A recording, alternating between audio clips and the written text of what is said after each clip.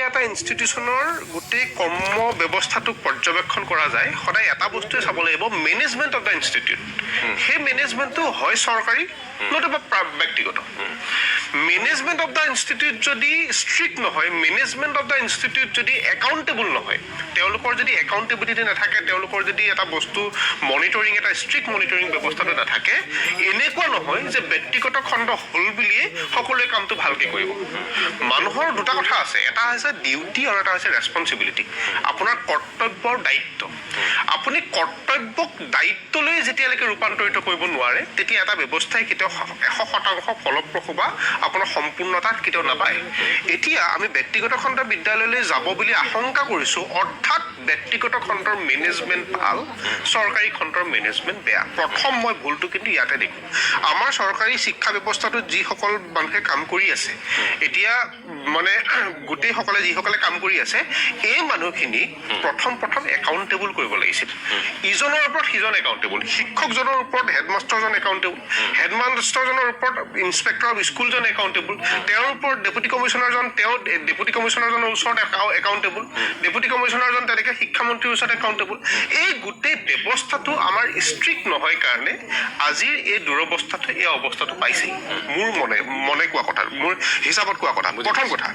দ্বিতীয় কথা হৈছে কি আপোনাৰ অসমৰ যিটো শিক্ষা ব্যৱস্থা আছে এই শিক্ষা ব্যৱস্থাটো আজি কিছু বছৰ আগলৈকে যেতিয়ালৈকে টেটৰ ব্যৱস্থাটো অহা নাছিল আমাৰ অসমৰ শিক্ষা বিভাগটো হয়তো এনেকুৱা এটা বিভাগ যিটো বিভাগত আটাইতকৈ বেছি ৰাজনৈতিক এপইণ্টমেণ্ট হৈছিল পলিটিকেল এপইণ্টমেণ্ট হৈছিল এই পলিটিকেল এপইণ্টমেণ্টৰ যোগেদি মই সকলো শিক্ষকৰ কথা নকওঁ বহুত কিন্তু এনেকুৱা শিক্ষকো এটা সময়ত শুকুৱাইছিল 3-4বাৰ কম্পাৰ্টমেণ্টেল পাছ কৰাৰ পিছতো তেখেতে শিক্ষকতা পাইছিল চাকৰিটো পাইছিল সেই সময়ত সেই শিক্ষকসকলে আমাৰ চৰকাৰী শিক্ষা ব্যৱস্থাটোৰ অৱস্থাটো তথৈবচ কৰি পেলাইছিল কিন্তু পৰৱৰ্তী পৰ্যায়ত যেতিয়া টেটৰ ব্যৱস্থাটো আহিল তেতিয়া কিন্তু আমি এটা কথা অনস্বীকাৰ্য যে যথেষ্ট চোকা ল'ৰা ছোৱালী যথেষ্ট চোকা মেধা সম্পন্ন ছাত্ৰ ছাত্ৰীয়ে আমাৰ অসমৰ শিক্ষা ব্যৱস্থাটো ভৰি পৰিল তাৰ পিছতো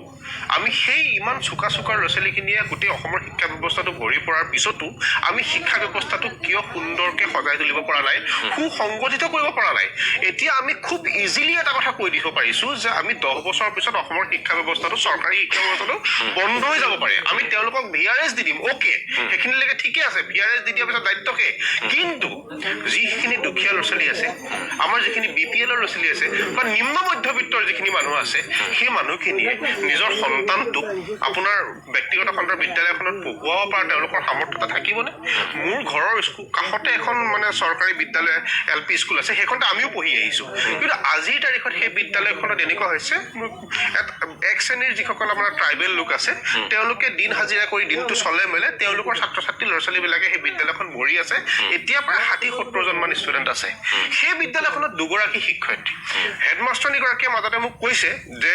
কথাটো এনেকুৱা এগৰাকী শিক্ষয়িত্ৰীয়ে দৰমহাটো লয় স্কুলখনৰ পৰা তেখেতক কিন্তু এটা বেলেগ কামত এংগেজ কৰি ৰাখিছে যিটো তেওঁ নগাঁও সদৰত থাকিবলগীয়া হয় বা বেলেগত থাকিবলগীয়া হয় ফলত 50-60টা ষ্টুডেণ্টক 60-70টা ষ্টুডেণ্টক ক্লাছ 1ৰ পৰা ক্লাছ 4লৈকে সেই এগৰাকী শিক্ষয়িত্ৰীয়ে গোটেই ব্যৱস্থাটো চাবলগীয়া হয় আৰু এইটো মেচিয়ৰ ষ্টুডেণ্ট নহয় আপুনি 50-60টা ষ্টুডেণ্ট ঠিক আছে মেচিয়ৰ ষ্টুডেণ্ট বোলে 9-10ৰ ষ্টুডেণ্ট আছে আপুনি তেওঁলোকক চলাই নিলে সেই কণ বাচ্চাবিলাকক চলাব পৰাকে মানে ব্যৱস্থাটোত এগৰাকী শিক্ষয়িত্ৰীয়ে কেনেকৈ চাইছে এতিয়া মোৰ ঘৰৰ কাষৰ LP স্কুলখনত যে এগৰাকী শিক্ষয়িত্ৰীয়ে মাত্ৰ গোটেই ক্লাছবিলাক চলাই আছে এই কথাটোতো মুখ্যমন্ত্ৰী মই দুখ দিব নোৱাৰো শিক্ষামন্ত্ৰীক দুখ দিব নোৱাৰো এইটো কাৰণে একাউণ্টেবল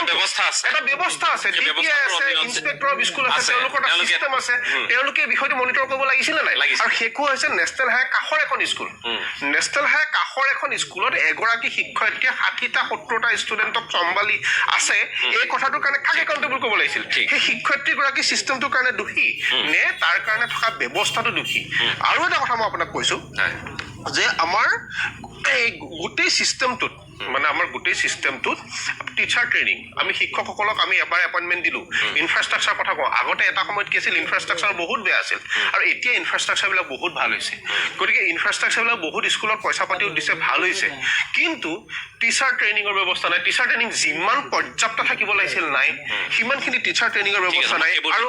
টেটৰ মানে এইখিনিতে এইটো কথাও ঠিক যে আমাৰ মানসিকতা নাই আমাৰ আজিৰ তাৰিখত প্ৰধান শিক্ষকগৰাকীয়ে নিজৰ সন্তানক নিজৰ বিদ্যালয়ত নপঢ়ায় তাৰমানে কথাটো হৈছে আপোনাৰ নিজৰ হোটেল আছে আপুনি নিজৰ হোটেলত ভাতকেইটা নাখায় বেলেগৰ হোটেলত ভাত খাবলৈ আপোনাৰ ৰান্ধনিৰ ওপৰত আপোনাৰ বিশ্বাস নাই নিজৰ ৰান্ধনিৰ ওপৰত বিশ্বাস নাই গতিকে এই ব্যৱস্থাটোৱে কিন্তু আপোনাৰ খুব স্পৰ্শকাতৰ খুব চিন্তনীয় আৰু বন্ধ কৰি দিব পাৰিম মুখ্যমন্ত্ৰীৰ কথাখিনিত শিক্ষক সমাজে আজি কি প্ৰতিক্ৰিয়া ব্যক্ত কৰে সেইখিনি চাবলগীয়া হ'ব মই তেওঁলোকৰ কথাৰ মাজলৈ যাম কিন্তু মই আছুৰ সাধাৰণ সম্পাদকগৰাকীৰ কাষলৈ অকণমান সময়ৰ কাৰণে যাব খুজিছোঁ শংকৰজ্যোতি বৰুৱা বেছি দীঘলীয়া নকৰোঁ এই গোটেই কথা বতৰাবোৰ যেতিয়া আৰম্ভ হৈছে ক'ৰবাত নহয় ক'ৰবাত শিক্ষক সমাজ ক'ৰবাত নহয় ক'ৰবাত চৰকাৰী ব্যৱস্থাটো ক'ৰবাত নহয় ক'ৰবাত আমি দেখিবলৈ পাইছোঁ যে উভয় পক্ষকে সমালোচনা কৰা হৈছে যে আপোনালোকে দৰাচলতে দায়ী এই বিপৰ্যয়ৰ বাবে সদৌ অসম ছাত্ৰ সন্থাই এই বিষয়টো সন্দৰ্ভত পূৰ্বতেও বহু নিজৰ মতামত দাঙি ধৰিছে বা পৰামৰ্শ বা বিভিন্ন ধৰণৰ আপোনালোকে আলোচনা কৰি আহিছে সমালোচনাও কৰি আহিছে গতিকে আজিৰ তাৰিখত মুখ্যমন্ত্ৰীয়ে যিটো কথা ক'লে যে যদি শিক্ষাৰ্থীয়ে নাথাকে শিক্ষক শিক্ষয়িত্ৰীৰ কি কাম 10 বছৰৰ পাছত এই ধাৰা অব্যাহত থাকিলে আমি স্বেচ্ছাই অৱসৰ দিয়াৰ বাহিৰে বা VRS দিয়াৰ বাহিৰে আমাৰ গতি নাথাকিব এইটো মুখ্যমন্ত্ৰীৰ ভাষ্য আপুনি কি ক'ব খুজিব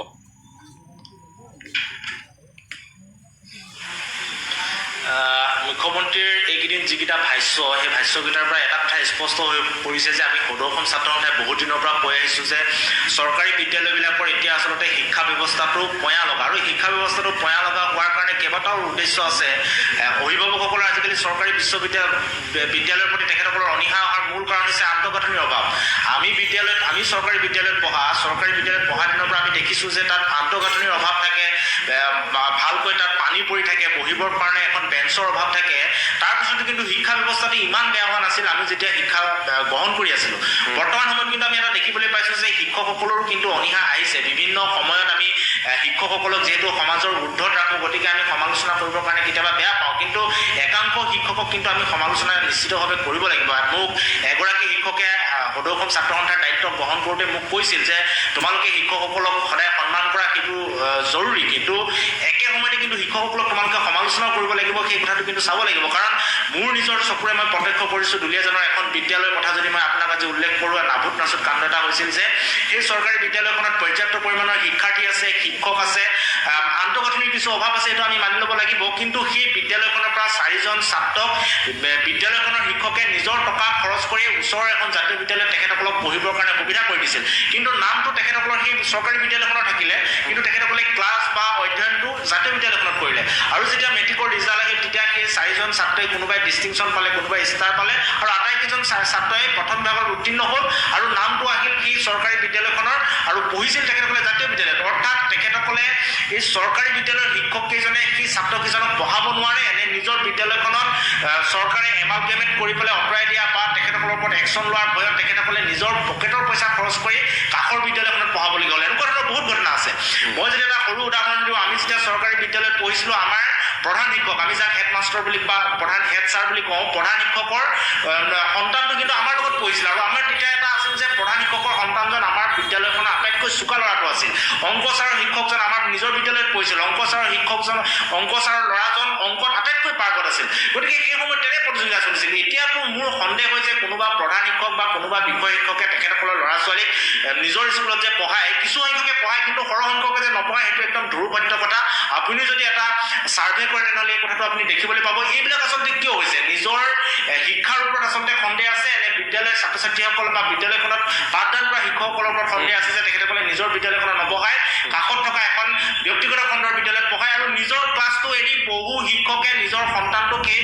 ব্যক্তিগত খণ্ডৰ বিদ্যালয়খনৰ পৰা আনিবলৈ ক্লাছত থবৰ কাৰণে তেখেতসকলে শাৰী পাতি থাকে বহু উদাহৰণ আমাৰ চকুত প্ৰত্যক্ষ হৈছে গতিকে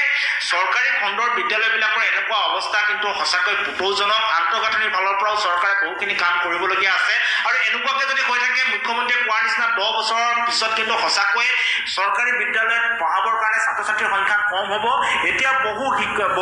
অভিভাৱকে তেখেতসকলে দুমুঠি নোখোৱাকৈ হ'লেও নিজৰ কিন্তু সন্তানটোক এখন ব্যক্তিগত বিদ্যালয়ত কিন্তু পঢ়াবৰ কাৰণে ইচ্ছা কৰে তাৰ মূল কাৰণ হৈছে চৰকাৰী বিদ্যালয়ত পঢ়াৰ যিটো প্ৰতিযোগিতাৰ ভাৱ নাইকিয়া হ'ল শিক্ষাৰ গুণগত